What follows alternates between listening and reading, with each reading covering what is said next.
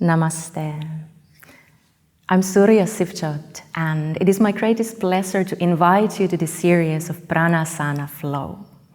And my devotion to yoga is really about create practices that are combining the different elements of yoga.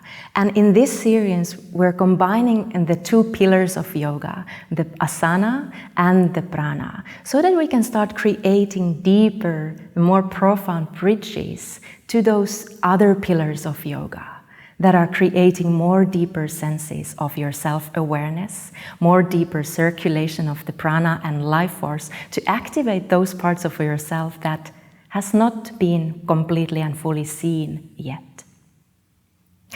So, in this series, you can start experiencing the prana fully and completely by flowing through the yoga postures and constantly reminded that the inner stillness is your witness, wherever you are, wherever you go.